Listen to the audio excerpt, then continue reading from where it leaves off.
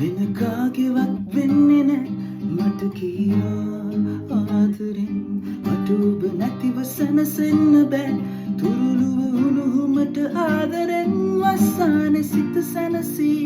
ඒ වගේ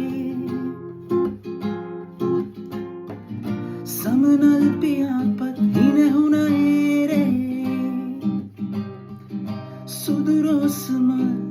වැටිලා තිබුණා සුසුමකට ලං වෙන්නම් සිපගන්නේ නම් ඔය තුරුලේ නැලවෙන්නම් මගේම වෙනවා